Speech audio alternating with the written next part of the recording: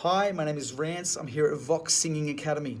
I just wanted to go over the 4 major points to help your rapping game. So firstly, number 1, your mouth placement.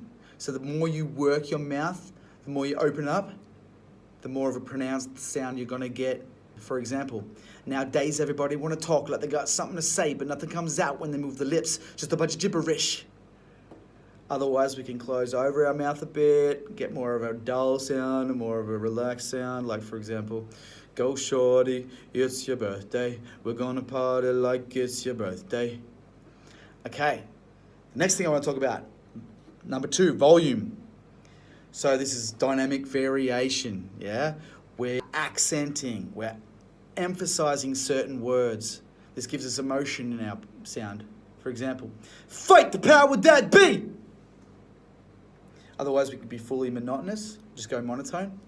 1 volume, 1 steady mood, reluctantly crouched at the starting line. Engines pumping and thumping in time.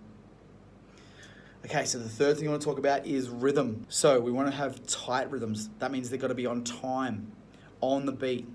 You've got to practice a lot with beats. As well as that, we want different rhythms. So we don't want to just be doing the same rhythm all the time. We've got to be listening to different styles, listening to different artists, emulating different artists, practicing along with them. The 4th thing I want to be talking about is keeping it real. So we want to be performing as ourselves, our personality, using our own accents.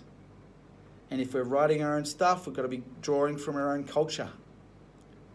Be true to yourself. Great, so those are the 4 best ways to improve your rapping game.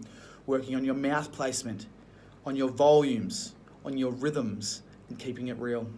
So in the next upcoming weeks, I'm going to go over each one of these in more detail. Keep an eye out for those videos and keep on loving it.